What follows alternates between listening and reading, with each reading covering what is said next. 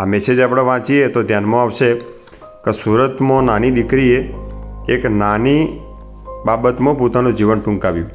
માતા પિતાનો મોબાઈલ રોજ ઉપયોગ કરતી છે અને એના કારણે મોબાઈલ રમતા રમતા પાણીમાં પડી ગયો અને પાણીમાં પડવાના કારણે એના માતા પિતાની ડર હતી કે એના માતા પિતા મને શું કહેશે, એ ડરમાં પોતે એનું પોતાનું જીવન ગુમાવ્યું.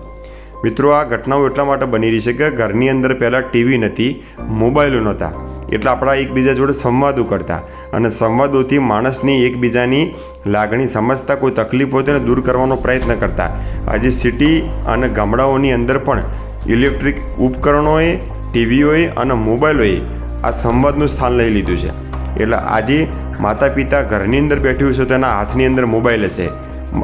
દીકરો અને દીકરી પણ અલગ બેઠા હશે, માતા પિતા પણ અલગ બેઠા હશે.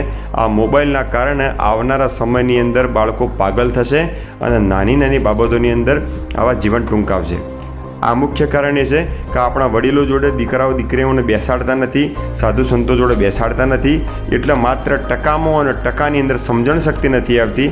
પરિવારમાં બેસતું નથી, પરિવારો તૂટે છે અને પરિવાર તૂટવાના કારણે જે માતા પિતા, કાકાનો, દાદાનો જે પ્રેમ મળવો જોઈએ મળતો નથી અને આવી ઘટનાઓના કારણે પરિવારો તૂટી રહ્યા છે.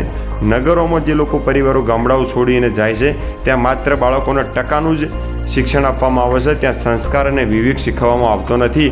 ત્યારે આવી નાની અણખી બાબતની અંદર જે માતા પિતાએ પેટે પાટા બાંધી અને જે બાળકને મોટું કર્યું હોય છે, તૈયાર કર્યું હોય છે, એ કોઈક દિવસ આવી નાની અમથી બાબતમાં પોતાનું જીવન ટૂંકાવે. આપણે પોતાના બાળકોને સમય આપીએ, સવાર સાંજ સ્કૂલમાંથી જઈને આવેલે સ્કૂલનું ટેન્શન ના આપીએ, ભજન અને ભોજન સાથે મળીને કરીએ. પરિવારમાં ભજન સાથે કરીએ અને ભોજન પણ સાથે કરીએ, ત્યારે બાળક હળવાશની પળોથી જીવશે, ત્યારે આપણી જીવન સફળ થશે.